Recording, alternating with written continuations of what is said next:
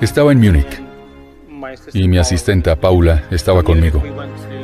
Desde Múnich fuimos a Ámsterdam y celebramos varios eventos allí, y desde allí fuimos a Barcelona.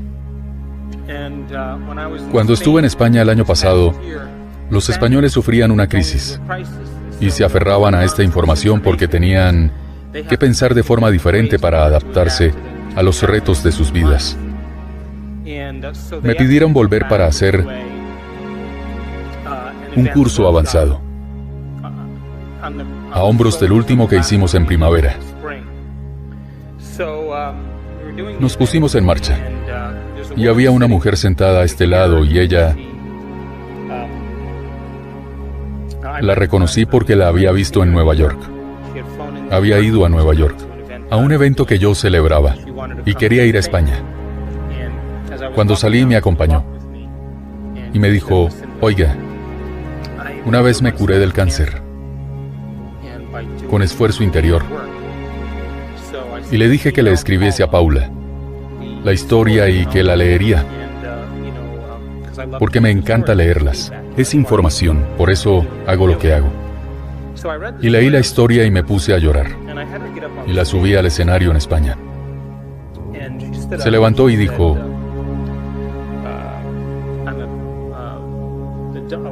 soy una mujer de Holanda, soy holandesa, y vivía una maravillosa vida.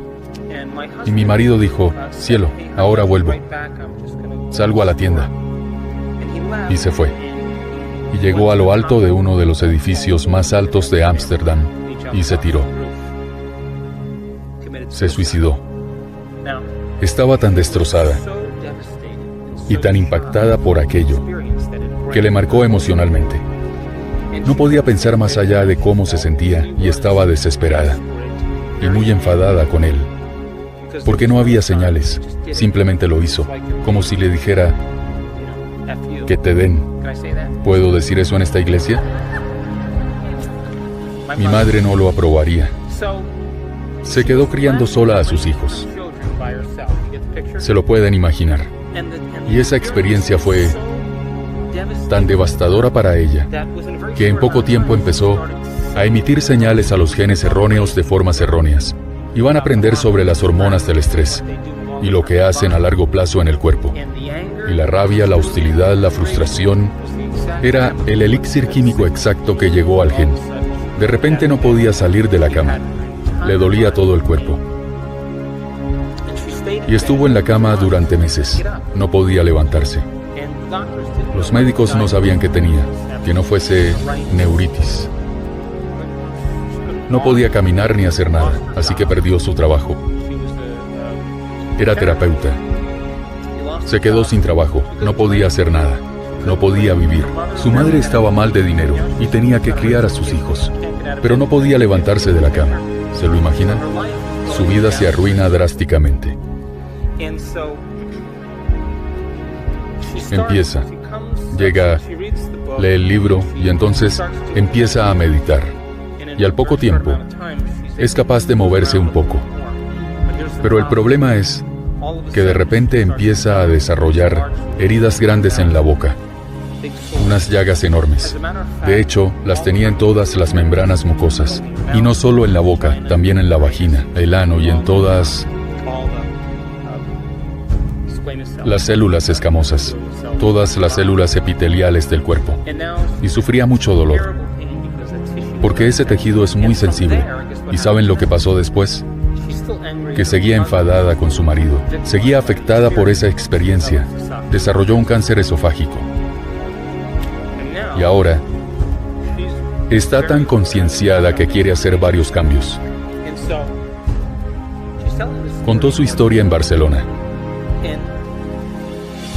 Y se sentó y empezó a escribir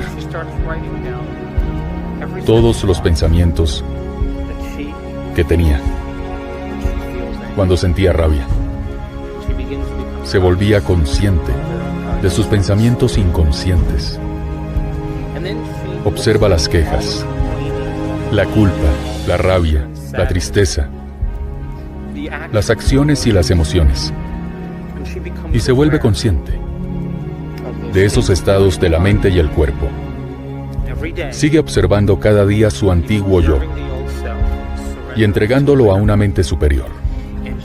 Y tomó la decisión de que no iba a dejar la meditación hasta que se enamorase de la vida. Quiero que razonen esto conmigo. ¿Tiene algún motivo auténtico para enamorarse de la vida? Bueno, según los inmaterialistas, sí que lo tiene. Pero para los materialistas, ya no tiene marido, no tiene subvenciones, le falta salud, no tiene amigos. Parece una canción de country. Todos los días decide seguir su meditación y desplazarse a un nuevo estado de existencia. Y va a unirse a una clara intención de quién quiere ser cuando abra los ojos cada día con una emoción elevada. Y va a emitir señales al gen antes de vivir la experiencia todos los días. Y ella dice, si no llego a ese punto, no voy a levantarme hasta enamorarme de la vida. Va a cruzar el río, ¿verdad? Decidió que no le diría a nadie en su vida que tuvo cáncer, salvo a su madre, y ya está. No lo mencionó, nunca habló de ello, no creó una identidad sobre ello. Y cada día cruzaba el río del cambio. Y durante un año, según me dijo, nunca desperdició un solo día. Para ella, era lo más importante de su vida. De repente, en torno al 11º mes, ¿saben qué pasó? Se le quitaron las llagas de la boca. ¿Por qué? Porque cuando vivimos en modo emergencia, con rabia, hostilidad y tristeza, se moviliza la energía al entorno exterior. No hay energía en el entorno interior. Y por supuesto, su sistema inmunitario se ve comprometido. Ahora está restaurando su cuerpo, emite señales a nuevos genes cada día, y las llagas ya no forman parte de su personalidad. Pertenecen a su antigua personalidad. En muy poco tiempo, de repente se da cuenta de que se siente bastante mejor. Acude al médico un año después y no hay indicios de cáncer en ninguna parte. Nada. Unos tejidos cicatrizados que tenía en el esófago, pero sin lesiones ni cáncer. Se echó un nuevo novio, nuevo marido, ¿no, Paula? Nuevo marido. Y ahora tiene una nueva vida. Y literalmente se deshizo del pasado. Volvió a nacer en la misma vida. ¿Es posible algo así? Es decir, que el proceso del cambio requiere que desaprendamos y reaprendamos. Requiere quitarse una costumbre del viejo yo y reinventarse en un nuevo yo. Requiere conexiones sinápticas de poda para hacer brotar nuevas conexiones. Requiere desmemorizar emociones que almacena nuestro cuerpo y recondicionar el cuerpo a una nueva mente y una nueva emoción. Ya no hace falta emitir señales a los mismos genes de la misma forma que antes, empezando a emitir señales a genes de nuevas formas. Requiere que desprogramemos y reprogramemos, perder la mente y crear una nueva. Se puede decir que sacamos energía del pasado y la colocamos en el futuro. ¿Están de acuerdo? Cuando acabó su historia, había mucha gente sollozando entre el público. Cuando acabó no dijo nada porque, mírenme, hice esto. Fue honesta al decirlo, porque volvía a estar enamorada de la vida. Claro que lo estaba, porque no había día que no se levantara a menos que lo estuviese. Ahora lleva una vida que adora. Ya no es un concepto filosófico para ella. Es una realidad. La palabra meditación significa literalmente familiarizarse. Cuando nos familiarizamos con los pensamientos inconscientes, con las actitudes inconscientes y las emociones inconscientes, y las volvemos conocedoras para conocernos, quiere decir que ya no somos el programa, sino la conciencia que observa el programa. Y si todos los días pudieran decidir quiénes quieren ser cuando abran los ojos, y ensayarán los pensamientos que tendrán, los comportamientos y actitudes que manifestarán, cómo van a vivir ese día, y enseñarán al cuerpo a nivel emocional lo que es la grandeza, lo que es el empoderamiento, lo que es la invencibilidad, lo que son la fuerza y el coraje, y emitirán señales al gen antes de vivir la experiencia, y se levantarán y amarán la vida, y seguirán ensayando. Apunten y conecten con esos circuitos cerebrales. Y si siguen haciéndolo, se familiarizarán con ello. Y si aceptan a nivel emocional la experiencia, antes de que se manifieste todos los días, se convertirá en algo conocido para ustedes. Y si piensan y sienten de forma diferente a cuando empezaron, es que han alcanzado un nuevo estado de existencia. Y un nuevo estado de existencia es una nueva personalidad. Y una nueva personalidad crea una nueva realidad personal.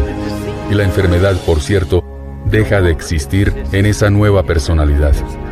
Pertenece a la antigua personalidad. Y si le preguntamos a esta mujer cómo lo hizo, nos contará la historia de cómo memorizó esas emociones y cómo esas emociones emitieron señales a sus genes. Y se dio cuenta de que tenía que hacer un cambio personal y le llevó un año. Ahora, esta es la cuestión. ¿Creen que tenía miedo? Asientan. Sí. ¿Creen que tenía dudas? ¿Asienten de nuevo? ¿Creen que a veces seguía amargada y enfadada, pero que era consciente? ¿Coinciden en que tenía días en los que no quería meditar? ¿O coinciden en que había días en los que estaba desanimada? Pero lo hacía de todos modos. Y cada vez que se elegía a sí misma, cada vez que lo hacía, se sentía más enamorada de sí misma, porque según ella merecía la pena. Ya no es una mujer definida por su pasado y su trauma. Lo percibe como un incidente de su vida. ¿Por qué? Díganme por qué. Porque tiene una nueva vida.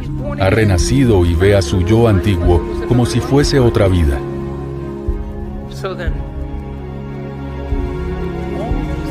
Todas estas emociones que experimentamos, que creemos que nos definen, no nos definen. Vamos a aprender el proceso del cambio. Vamos a aprender a producir ese cambio. Y cuando acabemos en un nuevo estado de existencia, llegará la hora de controlar la materia. Y cuando digo controlar la materia, me refiero a que haremos de observadores cuánticos. Observaremos un futuro.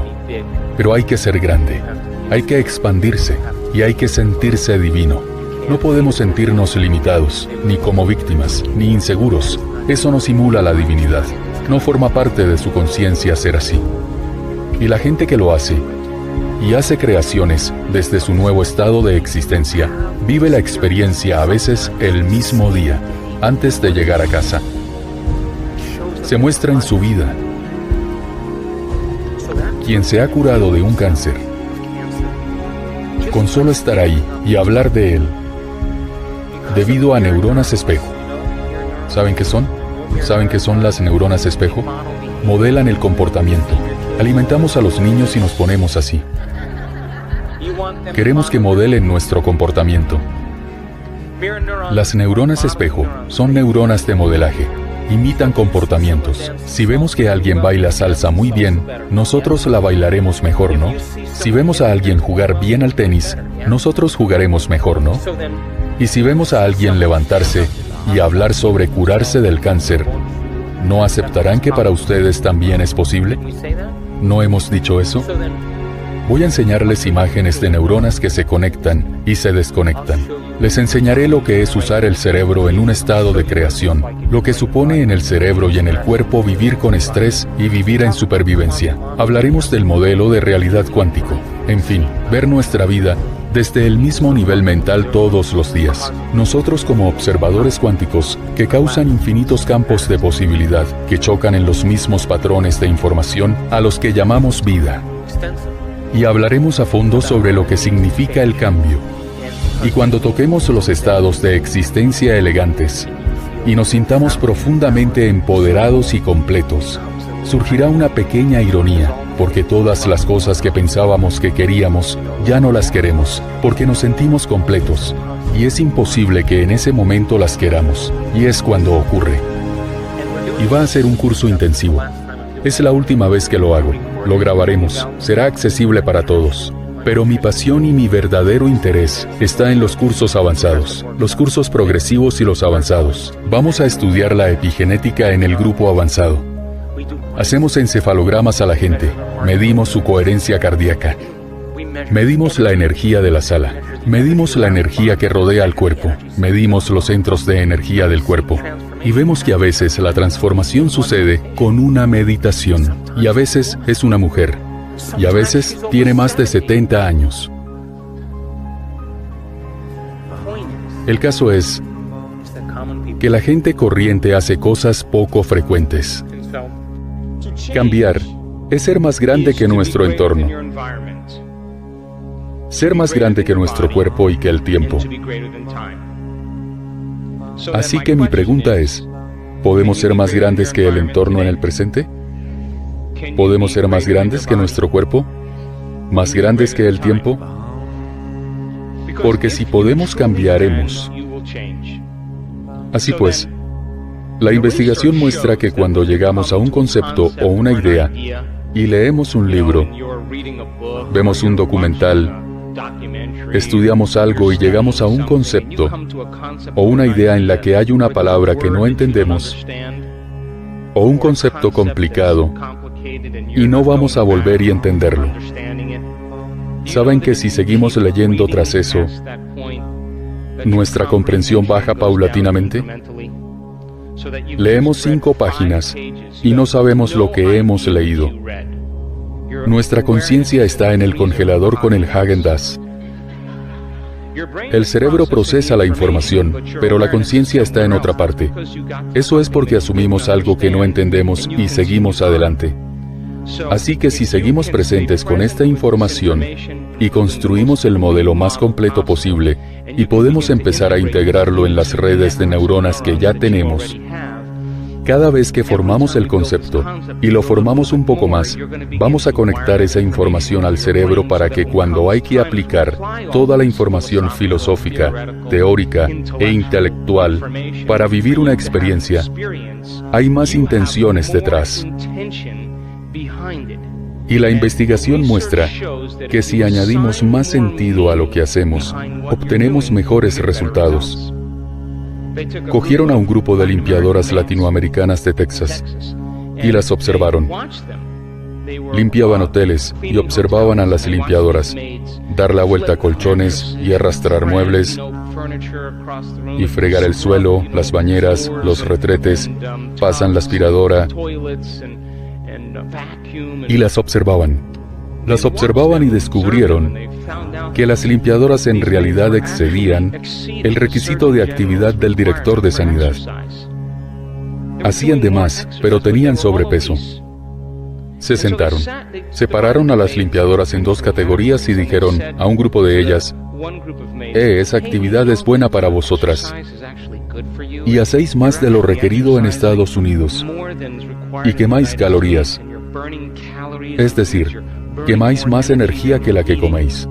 Y el ejercicio os ayuda a perder peso, perder grasa, reduce vuestra cintura, es bueno para el corazón, es bueno para la autoestima. Y les dijeron las ventajas del ejercicio. Al otro grupo, le dejaron seguir haciendo lo que hacían mecánicamente.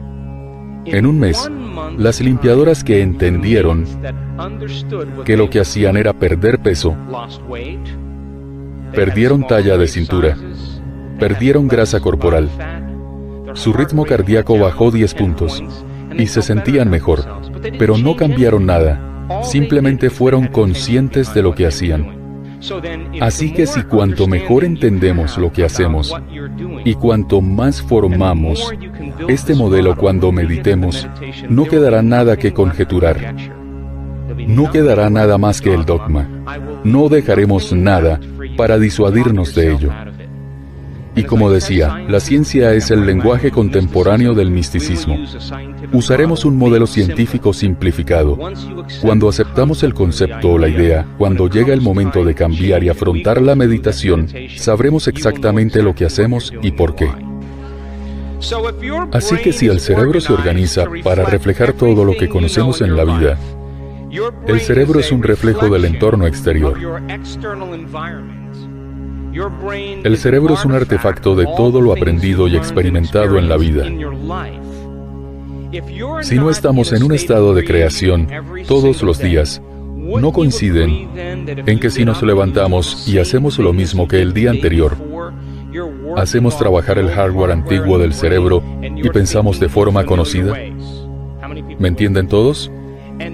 Y si vemos a la misma gente, vamos a los mismos sitios y hacemos lo mismo a la misma hora previsible, todo por la experiencia de cierta emoción que reafirma nuestra identidad. La emoción con la que estamos familiarizados, que nos llama a estar relacionada con el pasado. Y esas emociones nos ordenan cómo pensar. Así que, mayormente pensamos en el pasado. ¿Están de acuerdo? Y esos mismos pensamientos siempre nos llevarán a las mismas decisiones. Esas decisiones serán decisiones inconscientes que nos llevarán a comportamientos inconscientes.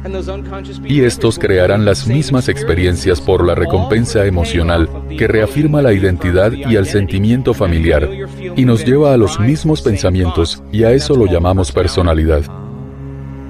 Así que nuestra biología, los circuitos neuronales, nuestra bioquímica, hormonas, expresión genética, la salud, todo es equivalente a cómo pensamos, actuamos y nos sentimos. Cómo pensamos, actuamos y nos sentimos conforman la personalidad. Y la personalidad crea la realidad personal. Así que si el 95% de quienes somos cuando tenemos 35 años es una serie de actitudes memorizadas, reacciones emocionales, creencias, percepciones y comportamientos que funcionan como un programa de ordenador subconsciente bajo la percepción consciente. Entonces, en gran parte la gente no es consciente en todo el día. No podemos tomarlo como algo personal, porque ponen en marcha un programa, y claro, decíamos que se suele necesitar una crisis, un trauma, una enfermedad o una pérdida para que la gente despierte, y de repente se vuelvan conscientes de cómo han sido. Y como se sienten diferentes, se ven a sí mismos por primera vez. Y ese concepto en neurociencia se llama metacognición. Y dado el tamaño del lóbulo frontal, que es el 40% del cerebro, ahí existe la autoconciencia. Eso significa que podemos cambiar el estado de existencia para funcionar mejor en nuestras vidas. Podemos echarnos un vistazo y pensar en lo que pensamos. Uno de los mejores momentos de mi vida fue darme cuenta de que por tener un pensamiento no significa que sea cierto. En otras palabras, no crean en todo lo que piensen. Y cuando vi que tenía elección entre potenciar ese pensamiento o no, de repente fui capaz de observarlo. Así que estarán de acuerdo en que si observamos los pensamientos, dejaremos de ser el programa.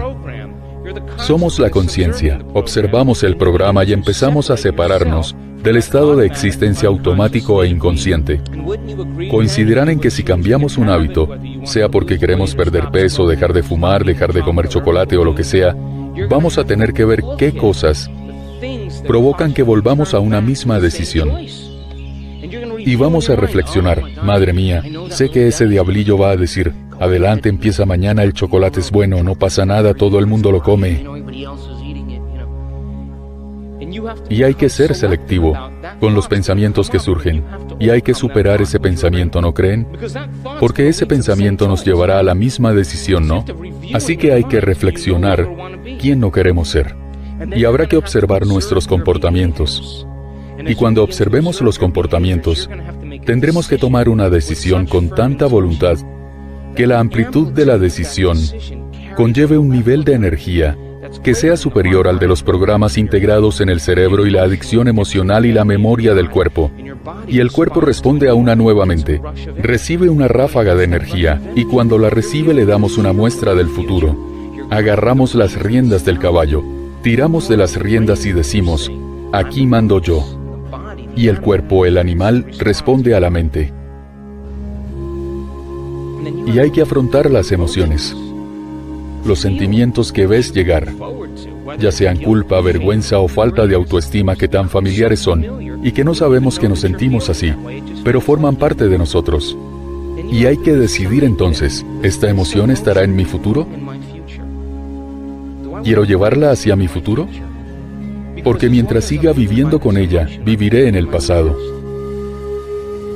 Así que, cuando observamos esos estados mentales y corporales, empezamos a objetivar nuestro yo subjetivo. Y como si viésemos una cinta nuestra, jugando al béisbol, al tenis, bailando, hablando en público, lo que sea. Si nos observamos, significa que podemos corregirnos, ¿no es así? Así que el proceso de cambio se vuelve consciente en nuestro yo inconsciente. Y cuando empezamos a decidir cada día quién no queremos ser, abandonamos nuestro yo antiguo. Y el cuerpo ansiará la recompensa emocional, como si fuera una adicción. Y tienen que entender que es la muerte biológica, neurológica, química, hormonal, fisiológica y genética del antiguo yo. Cuando entendemos eso, podemos trabajar en crear un nuevo yo. Y podemos empezar a darle al cuerpo a nivel emocional una muestra del futuro, antes de que ocurra el suceso. Y decíamos que la señal emocional es lo que emite señales al gen.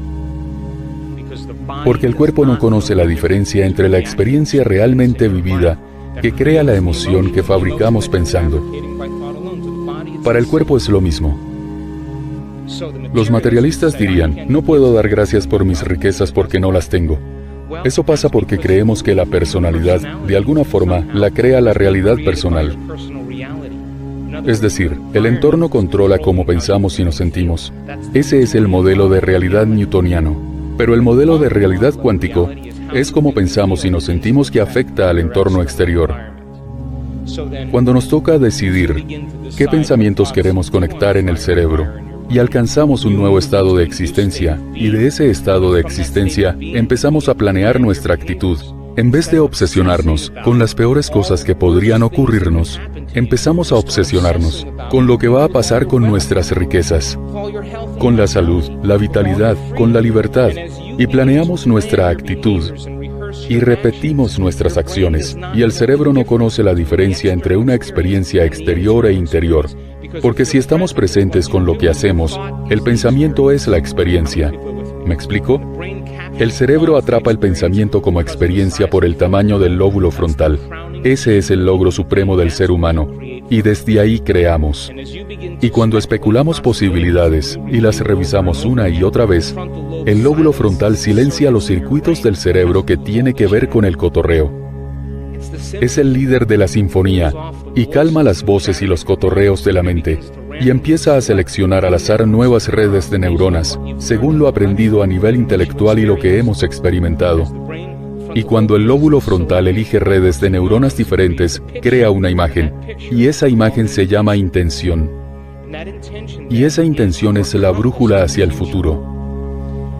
Así pues, cuando combinamos esa clara intención con una emoción elevada, los hombres dirán, bueno, no sé cómo me sentiré porque aún no lo he vivido. ¿En serio? ¿Y cómo te sentirías con riquezas? ¿Feliz? ¿Agradecido por la vida y el amor que da la vida? Démosle al cuerpo una muestra del futuro, que saboree el futuro. Y si lo hacemos, el cuerpo empezará a cambiar, para que parezca que la experiencia ya se ha vivido. Así que si el cerebro y el cuerpo muestran evidencias físicas de que la experiencia ya se ha vivido, el cerebro y el cuerpo dejarán de vivir en el pasado, y de hecho serán un mapa del futuro. Empezamos a impartir cursos por todo el mundo, no porque quisiera como tal, sino porque la gente me preguntaba, ¿a qué te dedicas? ¿Y cómo lo haces? Impartimos estos cursos durante un año. ¿Y saben lo que pasó? Nada. Hubo gente que sufrió cambios, pero no fue nada del otro mundo. Y tenía que pensar si estaba cambiando algo o no. Y no sé si decía bien las cosas. O si, yo qué sé, si no era bien recibido, pero después de casi un año, unos 9, 10 meses, de repente empezamos a recibir correos de gente. Y la primera línea de todos los correos es siempre la misma. La primera línea siempre dice lo mismo. Dice, no se lo va a creer. He puesto en práctica esto y funciona. y vimos cómo la gente empezaba a sanar de diferentes problemas y fue emocionante. Y empezamos a impartir otros cursos, porque la gente quería saber más, y cada vez más cursos y más cursos. La verdad es que nunca planeé hacer nada de esto. Y celebramos un evento en Colorado, un curso avanzado.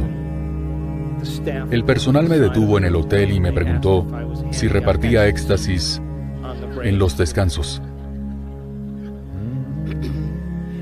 Y en fin, ese evento en concreto fue emocionante para mí, porque empecé a presenciar la transformación en nuestros propios cursos, y la gente vivía una liberación tremenda de emociones del pasado. Y al terminar ese evento dijeron, celebrad otro evento, y yo ya no sé nada más. Haced otro, pues hicimos otro. Y en ese tuvimos a 7 personas con una remisión espontánea. Emitían señales a nuevos genes en el mismo evento. Una señora sufría infección urinaria crónica y era celíaca, tenía varias intolerancias. Una señora que vivía a base de lechuga desde hacía 7 años. Se metió una pizza y hamburguesas y tan contenta. Y me llamó la atención porque, de repente, era testigo de una transformación en tiempo real. Y sabía que ocurría algo en el interior de la gente. Y en un evento que celebramos en Seattle, había una señora con esclerosis múltiple. Iba en silla de ruedas y se levantó después de la meditación y cruzó la sala a pie. Sin ayuda, volviendo a sentir las piernas, emitió señales a un gen en la meditación. Antes de la experiencia, ella no esperaba que nada ni nadie la curase. Se aferró emocionalmente al potencial del campo cuántico antes de que se manifestase, y ella eligió intencionalmente ese resultado. Y cuando mezclamos una clara intención con una emoción elevada, llegamos a un nuevo estado de existencia. Llamó a la puerta de la célula, con tanta energía que literalmente empezó a programar el gen. Encendió genes nuevos y apagó los antiguos. Y hubo otro evento en el que otra señora con esclerosis múltiple de Texas, lo crean o no, seguía sintiendo la pierna. Me absorbió por completo. Porque en parte sabía que lográbamos cambios en la vida de las personas. Así que empecé a pensar que debíamos medir todo esto. Así que trajimos a un equipo de neurocientíficos y físicos cuánticos y nos asociamos con HeartMath Institute y comenzamos a impartir estos cursos avanzados. Y puedo decirles por experiencia que hay gente como ustedes que hace cosas poco comunes. Obran milagros. Hacen cosas increíbles y no tienen que ser curas, personas religiosas ni monjas. Y no tienen que ser hombres, ni blancos, ni ningún aspecto que nos separe.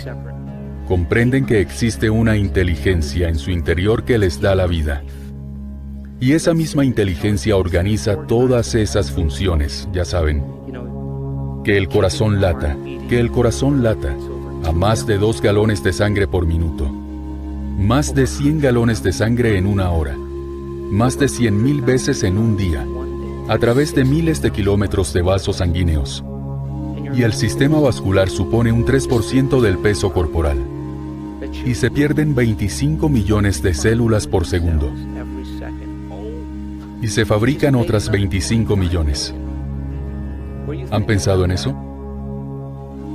Que una sola célula del cuerpo atraviesa el orden de 100,000 a 6 billones de funciones por segundo. Multiplíquenlo por las 50 a 70 billones de células que forman el cuerpo, porque esa comunicación va a más velocidad que la velocidad de la luz. Inhalamos 2 millones de litros de aire al día.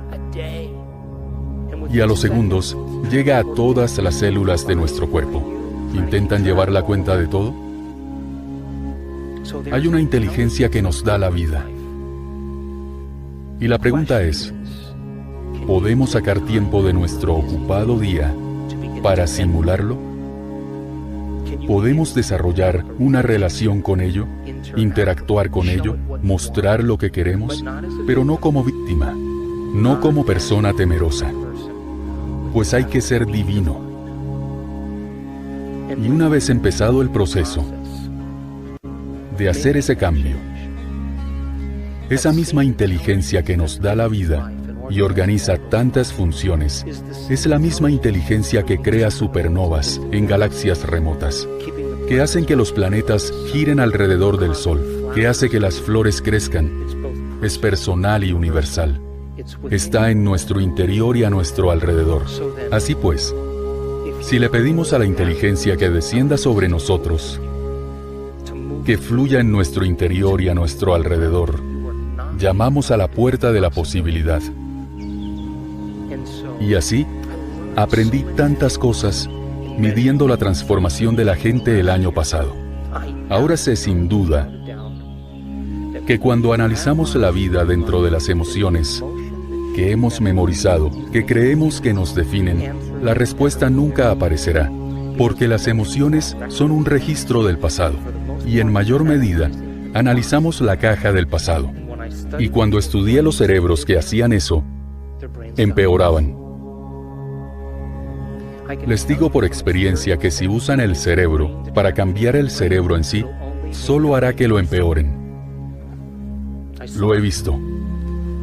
Si usan el ego para cambiar el ego, solo avalarán al ego. Si usan el programa para cambiar el programa, solo conseguirán reprogramar.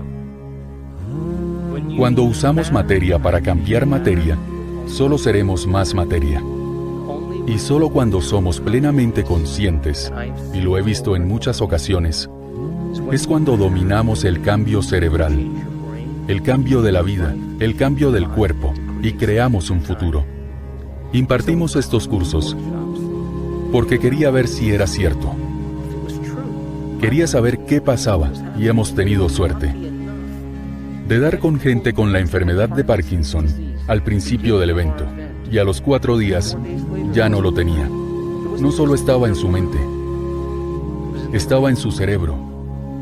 La gente que padecía ansiedad, una terrible ansiedad, en el encefalograma se veía a los 4 días que no había nada. Lesiones cerebrales en las que el cerebro se apaga porque alguien atravesó el parabrisas, que va en silla de ruedas, y a los 4 días, cerebro normal. Se levanta cuando acaba el evento. No es que la materia cambiase la materia, era la energía lo que cambiaba la materia. Quienes experimentaban una gran liberación de energía del cuerpo al cerebro, conseguían electrificar el cerebro. Lo entendimos. Y no es que intentasen crearlo, simplemente les ocurría. ¿Y creen que esa persona puede volver al trabajo como antes, después de eso? No, nunca. Todas las células del cuerpo espían nuestro cerebro a todas horas. Es así. Y somos el líder. Y si me sentase y me levantase, he fingido que me levanto 9 de cada 10 veces. Y cuando decidí levantarme, mi cerebro ya sabía cuándo iba a levantarme. Él ya lo sabe. Es lo suficientemente precognitivo para saber cuándo me levantaré y conoce mi decisión de cuándo voy a levantarme entre esas 10 veces. Porque el cuerpo tiene que producir cierta cantidad de adrenalina para mantener el volumen de sangre que circula al cerebro para no desmayarnos. El cuerpo observa. Ya es precognitivo. Y presta atención a todos los pensamientos y nos prepara antes de ser conscientes de nuestra decisión. Así que, si estamos en el sofá, con el mando de la tele, y tenemos a un lado el ordenador, y a otro el smartphone, y a otro las palomitas, y navegamos y comprobamos nuestro Facebook, nuestros mensajes, todo esto al mismo tiempo, y decimos, creo que mañana lo voy a cambiar. Vale, nuestro cuerpo, el cuerpo precognitivo, ¿qué observa? ¿Qué aprende en ese momento? ¿Qué observa? Tranquilidad. Se está engañando otra vez. No va a pasar nada. Saben de lo que hablo, ¿no? Pero recordamos el momento en que tomamos la decisión, pero se nos levanta un pelo por detrás y decimos, me da igual lo que me pase, o lo que piense la gente, el entorno. Me da igual cómo me siento, el cuerpo. Y me da igual el tiempo que me lleve, el tiempo. Voy a hacerlo. Y de repente nos sentimos motivados en ese momento. Esa decisión en ese momento reescribe el programa. En ese preciso instante, y el cuerpo responde a una nueva mente. Y si todos los días pudiéramos revisitar ese nivel de energía, emitimos una nueva señal al campo cuántico. Porque dijimos que los pensamientos son cargas eléctricas en el campo cuántico, y los sentimientos son la carga magnética. Y cómo pensamos y cómo sentimos, emiten señales electromagnéticas que influyen en todos los átomos de nuestra vida. Así que si el pensamiento emite una señal y el sentimiento hace retroceder el suceso, entonces cuando nos movemos a un nuevo estado de existencia, porque el estado de existencia es cómo pensamos y nos sentimos, ese estado de existencia elevado es ahora una señal en el campo que dice que esto es lo que quiero experimentar. De esta forma, revisitando esa visión todos los días, dejamos los detalles en manos de una mente superior. ¿No es divertido? Para mí esta fue la parte más difícil. A mí me criaron padres italianos. Mi padre era inmigrante y me criaron como creador. Y cuando me di cuenta de que el proceso creativo es un equilibrio muy delicado entre la intención y la redención, vi que tenía que apartarme para conseguir algo superior. Cuando dejé de centrarme en los detalles y de forzar los resultados, fue cuando empezó a surgir la magia. En fin, hay un estudio científico del cosquilleo, ¿saben? No pueden hacernos cosquillas si sabemos dónde van a hacérnoslas y cuándo. Hay que dejar que el campo cuántico nos haga cosquillas. Hay que dejarle los detalles y organizarse de una forma que nos sorprenda. Y con esa sorpresa, el cerebro aprende de los errores. Y el cerebro aprende de las sorpresas. Cuando un suceso nos sorprende, cuando vuelve a tener lugar de una forma que no hemos pensado, quiere decir que el campo responde a nuestra intención. Y de repente sonreímos de oreja a oreja. Y estamos ante la presencia de esa experiencia. Echaremos la vista atrás en la vida. Y no querremos cambiar nada, porque nos ha traído a este momento. Y cuando acabamos en ese lugar, el pasado se enrolla en el presente. No querremos cambiarle ni un pelo a una persona, no queremos juzgar a nadie. Todo cobra sentido porque acabamos en ese momento presente, y a eso se le llama estado de existencia natural. ¿Cuántos me entienden ahora cuando pregunto, ¿el entorno controla el pensamiento o el pensamiento controla el entorno? ¿Cuántos lo entienden? Bueno, otra forma de decirlo es, ¿la realidad personal crea la personalidad? ¿O es la personalidad la que crea la realidad personal? ¿Entienden la diferencia, no? Así que, si nos topamos con la vida, y nuestra vida está resuelta, el entorno exterior, ¿por qué está formado? Gente, mascotas, cosas, donde dormimos, donde trabajamos, nuestro coche, nuestro ordenador, el móvil al que estamos enganchados, la cafetería a la que vamos siempre a la misma hora. Ya saben, una rutina organizada, esa vida predecible que tenemos. No queda mucho espacio para que aparezca lo desconocido si hacemos lo mismo que el día anterior. ¿Están de acuerdo? Porque entonces diríamos que, como vemos a las mismas personas con las que ya hemos tenido alguna experiencia y vamos a los mismos sitios, de antemano al mismo acontecimiento, se crea la misma emoción. Y es cuando entramos en la realidad pasado-presente. Es el entorno exterior el que hace que el cerebro se active.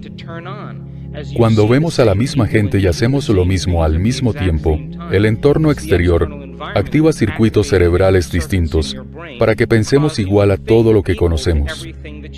Pensamos ciertas cosas de un compañero, pensamos ciertas cosas de la mujer de la cafetería. El entorno exterior provoca que pensemos igual ante todo. Y mientras pensemos igual ante nuestro entorno exterior, seguiremos reafirmando la misma realidad personal. Tengo que asegurarme de que lo entienden. Si el cerebro es un registro del pasado y el hardware de su interior es un programa, se convierte en programa. Entonces, cuando ejecutamos el programa, pensamos en el pasado. ¿Me entienden?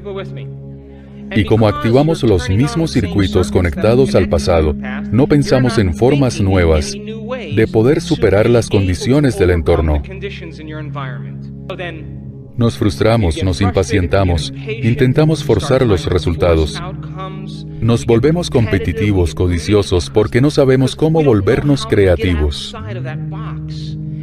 Porque el cerebro dispara en las mismas secuencias, los mismos patrones y las mismas combinaciones cada día, y se conecta directamente en una señal totalmente finita. Y esa señal finita es la identidad. Esa es la caja del cerebro. Y cuando cumplimos 35 años, es un conjunto limitado de recursos.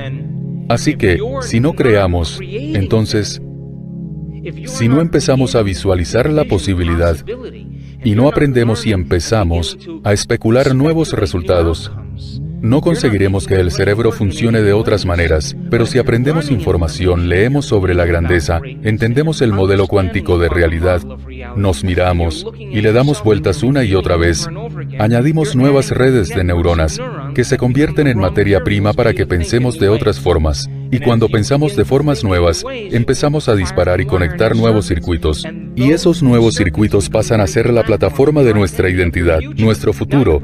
Ya el cerebro no vive en el pasado. Está en el futuro porque tenemos circuitos nuevos que podemos utilizar, que harán activar y madurar el cerebro para que parezca que el suceso ha ocurrido. Así que si los sentimientos y emociones son el producto final de las experiencias del pasado, y vivimos con las mismas emociones cada día, no pasará nada en nuestras vidas. Y si las emociones llevan a los mismos pensamientos, y esos pensamientos llevan a las mismas emociones, y esas emociones llevan a los mismos pensamientos, y las emociones son registros del pasado, y pensamos igual que como nos sentimos, y pensamos mediante sentimientos, entonces pensamos en el pasado. Y no ocurrirá nada nuevo, ¿están de acuerdo? Y con ese ciclo de pensar y pensar sin parar, no sé, un ejemplo moderado, en 33 años y un tercero, nos resulta tan familiar que si no nos sintiésemos culpables, no sabríamos cómo sentirnos, porque parece lo correcto, nos resulta familiar, y el cuerpo pasa a ser la mente de la culpa, se convierte en un programa de ordenador subconsciente, y cuando el cuerpo memoriza la culpa mejor que la mente consciente, el cuerpo manda sobre la mente. Y eso conforma el 95% de nuestra identidad. Cambiar supondrá ser superior a nuestro cuerpo, porque el cuerpo se ha visto condicionado químicamente para ser la mente de la culpa, la mente de la vergüenza, la mente de la carencia, la mente de la falta de autoestima, porque tiene suficientes experiencias. ¿Me entienden todos? Así que cuando empezamos a negar al cuerpo sus aditivos químicos, dejaremos de quejarnos, de culparnos, de poner cosas, de autocompadecernos, de hablar sobre los demás. Lo dejaremos de hacer. El cuerpo dirá, anda un poquito, vamos. Tengo muchos receptores para este sufrimiento, hombre, venga. Y el cuerpo emite señales al cerebro, venga, hazlo, hazlo, hazlo, hazlo, ¿verdad? Y esa es la mente corporal, ¿me explico? Y así acabamos en el río del cambio. Así que, si vivimos con las mismas emociones cada día, el cuerpo, como mente inconsciente, creerá que está en una misma experiencia del pasado, las 24 horas del día, los 7 días de la semana, los 365 días del año, y el cuerpo creerá que es el mismo suceso todo el día. Y como no hay nuevas experiencias, que creen nuevas emociones, que son señales químicas nuevas del entorno, no emitiremos señales a nuevos genes de formas nuevas y nos dirigiremos al destino genético. Así que si vivimos con las mismas emociones todos los días, y el cuerpo cree que es la misma experiencia del pasado, y condicionamos al cuerpo para ser la mente de dicha emoción, el cuerpo literalmente estará atascado en el pasado. Y no podemos crear un nuevo futuro aferrándonos a emociones del pasado. En fin, todo esto es teórico, es filosófico y podemos decir sentados, sí, todo muy bien. Pero habrá quien se marche y no haga nada. Y otros se adentrarán en el río del cambio y verán su cuerpo. Saben, tengo 20 caballos y 7 caballos adultos. Y entiendo que el cuerpo es el animal. Y no monto sobre mis caballos en el invierno en el Pacífico Noroeste. Llueve, no quiero montar a caballo, hace frío. Pero en verano de vuelta a casa aprovecho el mes de agosto. Veo a mi caballo adulto, me subo a él y ¿qué creen que va a decir cuando me suba sobre él?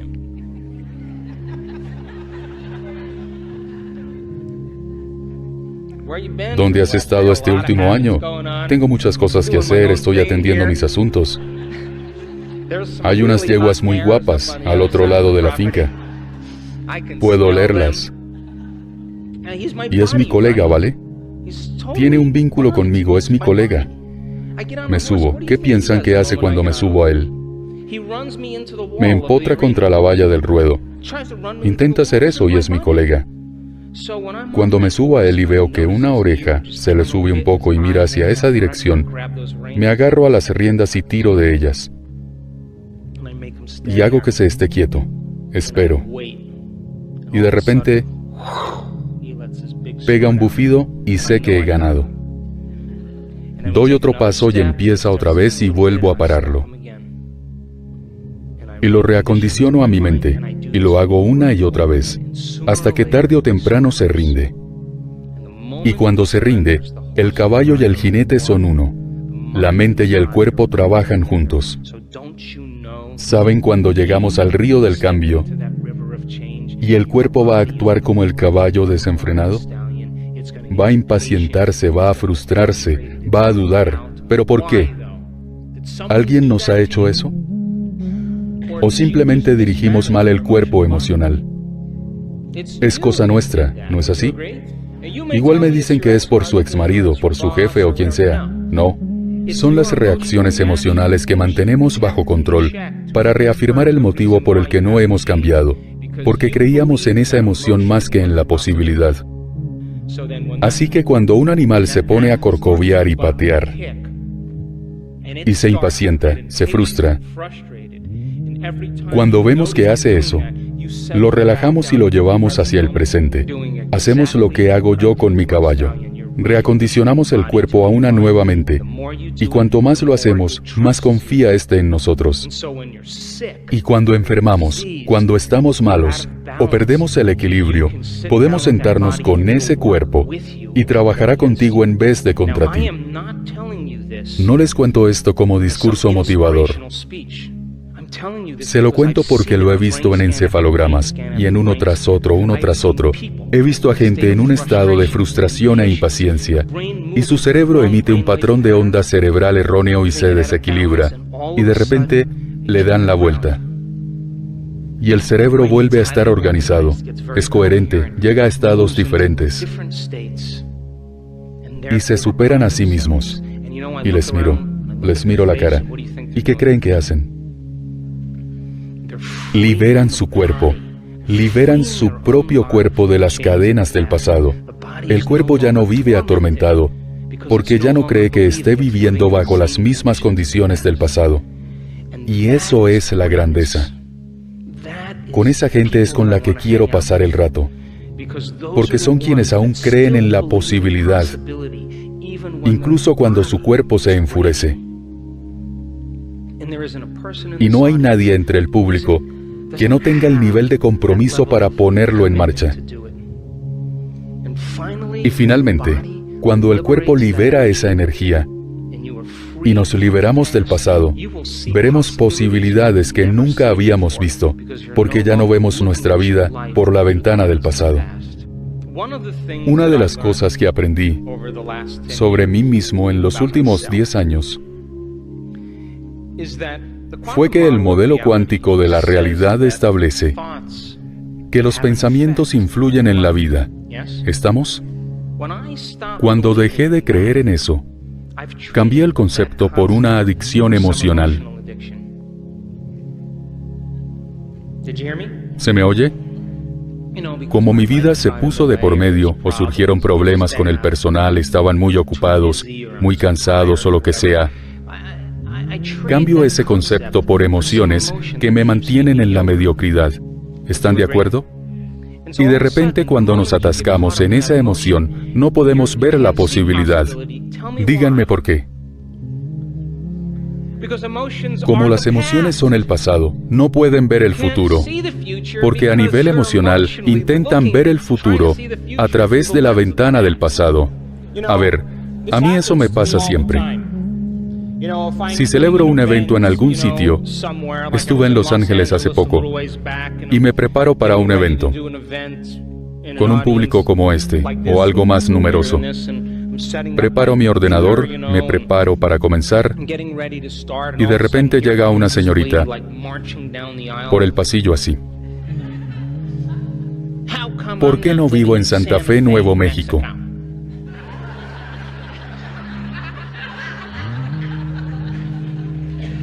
Yo le digo, porque la personalidad que vive en Santa Fe, Nuevo México, no se parece nada a la suya. Es cierto. Es cierto. Y otras personas vienen y dicen, Dr. Joe, tengo que hablar con usted. Y yo, ¿qué pasa? Y añado, espere. ¿Va a hacer el trabajo? No lo entiende. No, sí lo entiendo. ¿Va a hacer el trabajo? No, verá. No lo entiende. No, sí lo entiendo. ¿Va a hacer el trabajo?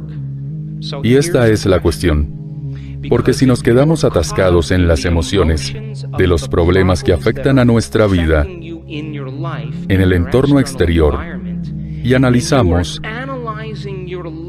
nuestra vida dentro de esa emoción, y la emoción es el registro del pasado que nos lleva a los mismos circuitos cerebrales, ¿estará la respuesta en ese estado de existencia?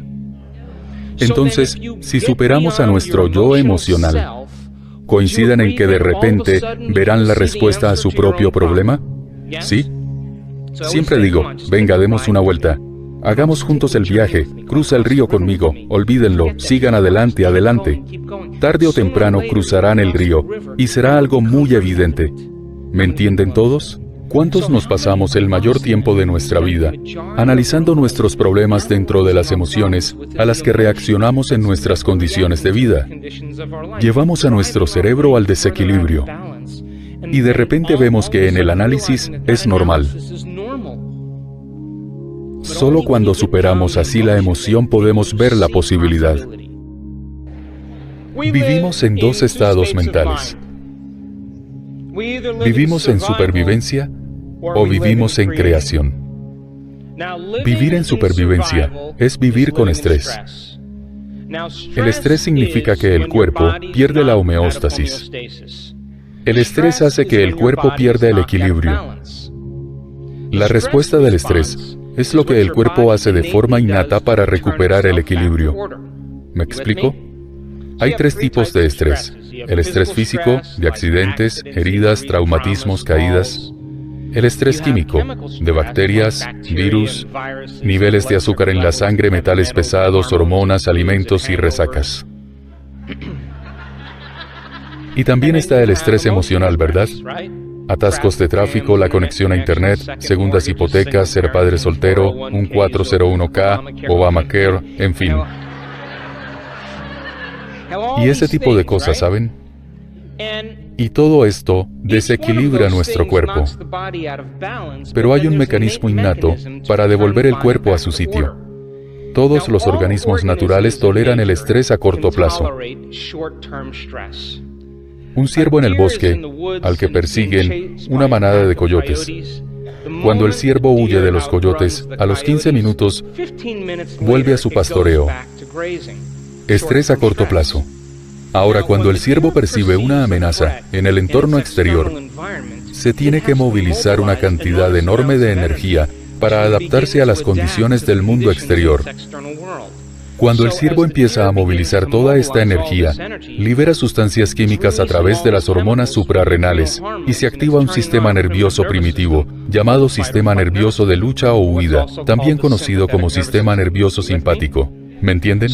Cuando se activa toda esta energía, surge una ráfaga de energía, y ahora el cuerpo es capaz de lidiar con las condiciones del entorno, luchando o huyendo. ¿Lo entienden, verdad?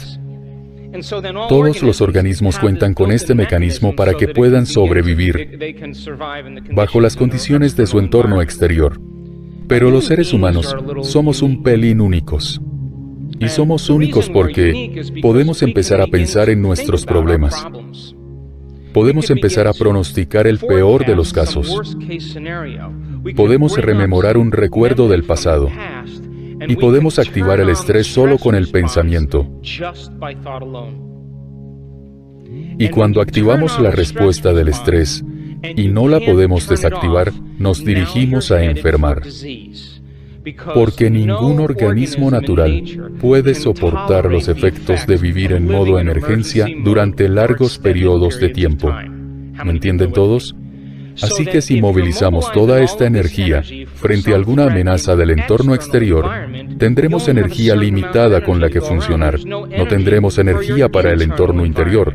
No la tendremos para el crecimiento y la reparación. No la tendremos para proyectos a largo plazo. Y el entorno interior del cuerpo empezará a colapsar. Piensen en esto. Es un hecho científico que los efectos a largo plazo de las hormonas del estrés desregularizan los genes y surge una enfermedad. ¿Me siguen? Y que los humanos podemos activar la respuesta del estrés con solo pensarlo. Es decir, los pensamientos pueden hacernos enfermar. Esa es la conexión definitiva entre mente y cuerpo. La cuestión es, si los pensamientos nos hacen enfermar, ¿es posible que los pensamientos nos hagan recuperarnos? Cuando reaccionamos a algo o a alguien en la vida, sucede algo estresante en nuestra vida. Por ejemplo, el coche de enfrente nos corta el paso porque el conductor está loco. Y nos apartamos, activamos el sistema de lucha o huida. ¿Por qué? Porque hay que proteger el cuerpo, y tiene que despertar unos instantes. Hay un periodo de refracción de sustancias químicas que se crean por la reacción emocional hacia algo del entorno exterior. Y si no sabemos cómo gestionar las reacciones emocionales, y mantenemos esas reacciones emocionales, las sustancias químicas deambularán durante mucho tiempo, durante horas o días, y a eso lo llamamos estado de ánimo, ¿recuerdan? Una reacción emocional larga. Si mantenemos la misma reacción emocional de un suceso durante semanas o meses, lo llamamos carácter. Tenemos carácter. Estamos enfadados por ese suceso que ocurrió hace 6 meses. Memorizamos la reacción emocional. Y si seguimos así durante años, lo llamamos rasgo de personalidad. Y la gente lleva las emociones, capa a capa, para definir en quién creen que están basados en el pasado. Cuando los periodos de refracción de sustancias emergen de las hormonas del estrés, porque vivimos en modo supervivencia, siempre habrá un hueco entre las apariencias y la realidad de las cosas. Y si actuamos durante el periodo de refracción que altera nuestra percepción, esas sustancias alteran nuestra percepción. Si actuamos en ese periodo de refracción, siempre diremos lo mismo. No debí decir eso. No debí hacer eso. Madre mía, no debí pensar eso. No debí enviar ese correo. Y eso es porque las sustancias químicas hacen que actuemos como un animal alterado con un banco de recuerdos enorme, que vive con miedo, bajo agresividad, intentando reaccionar a las condiciones del entorno. ¿Me entienden todos? Las hormonas suprarrenales, la adrenalina que se crea por la reacción a algo real o imaginario, le da al cuerpo y al cerebro una ráfaga de energía. Y esa ráfaga de energía es como un narcótico, como un capuchino triple. Y nos volvemos adictos a esas sustancias químicas que despiertan al cuerpo y al cerebro para que podamos sentirnos vivos y usemos los problemas y las condiciones de la vida para reafirmar las adicciones emocionales para que podamos recordar quiénes creemos que somos alguien. ¿Están conmigo? En fin, las relaciones dañinas, los empleos malos, los mantenemos ahí porque los aprovechamos para reafirmar la adicción a las emociones. ¿Quiénes seríamos sin esos problemas? Cuando llega el momento del cambio, tenemos que acabar con la adicción a las condiciones de la vida. ¿Me explico? Como decía, podemos activar la respuesta del estrés con solo un pensamiento. Y también he dicho que las sustancias químicas del estrés son muy adictivas, lo que significa que podríamos volvernos adictos a nuestros propios pensamientos. Así que en el infinito campo de posibilidades del mundo cuántico en el que tenemos que elegir probabilidades y crear un futuro, habría que admitir que cuanta más adicción tenemos a algunas emociones y activamos esas respuestas emocionales con solo pensarlo, más pensaremos solo en cosas de la vida que reafirmen esa adicción, en lugar de en una posibilidad. Así que estamos en modo emergencia, o en crecimiento, reparación y creación, pero no podemos estar en ambos a la vez. Así que, si pensamos todo el día en algo malo que pueda ocurrirnos, y nos centramos en eso, excluyendo todo lo demás, y elegimos esa posibilidad en el campo cuántico, porque la emoción del pasado nos protege de un posible suceso en el futuro. Así que vemos el futuro con el pasado. ¿Me entienden? Y entonces cuando elegimos ese futuro predecible y lo aceptamos a nivel emocional, dejamos a nuestro cuerpo desequilibrado, fisiológicamente desequilibrado solo con un pensamiento. ¿Me explico? Ahora pongamos que tiene relación con el miedo, ¿vale? Y elegimos ese potencial, y lo revisamos una y otra vez, y nos obsesionamos con ello. Y el cuerpo empieza a recibir sustancias químicas de miedo que si seguimos así lo suficiente, ¿no creen que acondicionaremos al cuerpo para memorizar ese estado de ansiedad? Y el cuerpo se volverá ansioso sin nosotros, porque lo programamos, y de repente estaremos de crucero y tendremos un ataque de pánico. E intentaremos frenarlo con la mente consciente, que no tiene nada que ver con ello, porque se ha programado a nivel subconsciente. ¿Me entienden todos? Vamos al médico y nos dice, el hardware del cerebro tiene un problema. Hay sustancias y moléculas que hay que eliminar. Y cuando tuvimos el primer ataque de pánico, fue en un avión o en un supermercado. Y cuando sentimos ese pánico y veíamos peor, las luces, el cambio en la frecuencia respiratoria, el cuerpo estaba programado para la ansiedad. Miramos qué ha podido causarlo y pensamos en el miedo a volar o a espacios abiertos como el del súper. Correlacionamos el cambio interior con algo del entorno exterior. Y el médico, te receto esto, tienes un desequilibrio químico, esto te equilibrará. La cuestión es, ¿curó el problema? ¿Saben por qué? Porque seguiremos evitando sitios concurridos o espacios abiertos. Así que vamos a ver a la terapeuta. Y nos dice, oh no, es un problema de software. Tu padre fue muy controlador, era un perfeccionista y ahora tú también lo eres. Aunque tengamos ese conocimiento, ¿cambia nuestro comportamiento? ¿Cambia nuestra ansiedad? Y entonces vamos a un medium.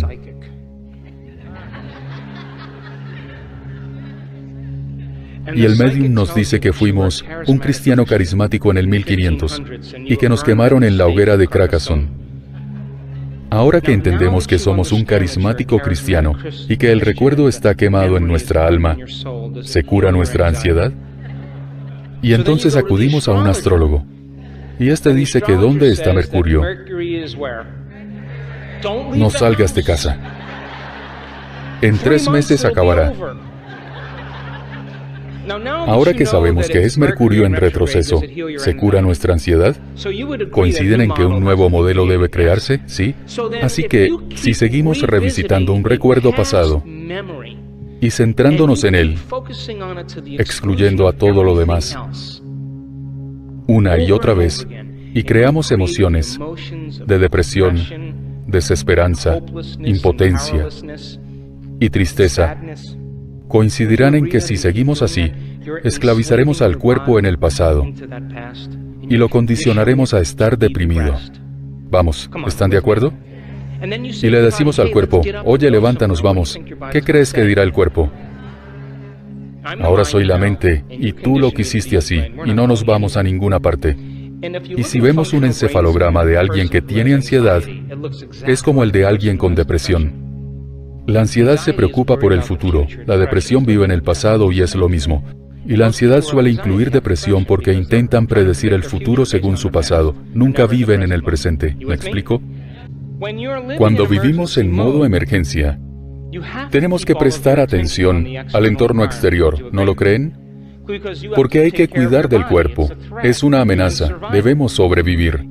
Hay que estar al tanto de las condiciones del entorno. Hay que cuidar nuestro cuerpo. Y tenemos un tiempo limitado para hacerlo. Así que nos definimos como cuerpo en el entorno del tiempo. Y nos separamos de la posibilidad. Porque somos más partícula que onda. Somos más materia que energía. Las hormonas del estrés hacen que seamos más densos. Y cuando somos más materia e intentamos cambiar la materia, las decisiones a tomar son limitadas. Así que usamos el ego y la personalidad para perseguir lo que queremos. Y competimos, presionamos e intentamos hacer que ocurra algo, o esperamos o manipulamos para obtener lo que queremos. ¿Les resulta familiar? Porque es un cuerpo que intenta cambiar algo que vibra a la misma frecuencia. ¿Le ven sentido? ¿Alguna vez se han dado cuenta de que cuando estamos en un estado de creación, en el que estamos inmersos con lo que hacemos, nos olvidamos de nosotros mismos? ¿Se han dado cuenta?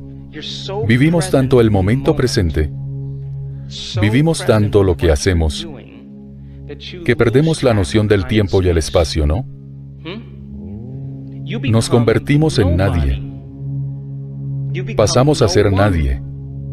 Pasamos a ser nada. Acabamos en la nada, en ninguna parte, en ninguna época. Nos convertimos en conciencia pura en ese momento. ¿Han reparado en ello alguna vez? Cuando investigamos esto el año pasado, cuando veía unas meditaciones en tiempo real, en el encefalograma, vi que si teníamos que cambiar, tendríamos que cambiar algo del cuerpo, algo del entorno, un tiempo futuro, y olvidarnos de nuestro cuerpo. Hay que olvidar los problemas. Hay que olvidarse del tiempo para tener dominio sobre él. Hay que convertirse en un pensamiento en posibilidad. ¿Me explico? Tenemos toda la maquinaria biológica y neurológica para hacerlo. Gracias al tamaño del lóbulo frontal, recuerden, el 40% de todo el cerebro. Chimpancés y gibones del 14 al 17%. Perros, un 7%. Y los amantes de los gatos, un 3,5%. Si un gato es más listo que nosotros, tenemos un problema. Lo que nos diferencia como humanos de otras especies no es el hecho de que tengamos pulgares oponibles o que nos levantemos sobre dos piernas, tengamos poco cabello, tengamos los ojos hacia adelante o tengamos un cerebro grande. El del elefante es más grande. Lo que nos hace únicos es la proporción del lóbulo frontal respecto al resto del cerebro, y el cerebro anterior, la última pieza de la maquinaria neurológica, controla el volumen. Es con el que podemos inundarnos en un pensamiento tanto que el lóbulo frontal, cual líder de sinfonía, silencia los circuitos cerebrales que procesan el tiempo y el espacio. Así que cuando estamos tan inmersos en lo que hacemos o en lo que pensamos, el lóbulo frontal no quiere que ningún estímulo externo nos distraiga. Cuando prestamos atención de verdad, el lóbulo frontal reduce el volumen de los circuitos cerebrales en los que sentimos el cuerpo. Sin actividad cerebral con la que sentir el cuerpo, no hay cuerpo porque no hay mente que procese el cuerpo. Silencia los circuitos de los núcleos motores del cerebro. Y cuando no hay actividad cerebral en los núcleos motores, nos calmamos. Silencia los circuitos del lóbulo parietal en el que se procesa el tiempo lineal y la asociación entre el cuerpo y el entorno. Y de repente, no existe el tiempo. Calma los circuitos del lóbulo temporal, en el que existe la identidad, nuestros conocidos, nuestros problemas, dónde vivimos, lo que tenemos. Todos los circuitos se calman en esa zona para de repente no ser nadie. Calma los núcleos emocionales del cerebro límbico y cuando ocurre, el pensamiento que tenemos se convierte en experiencia en la mente.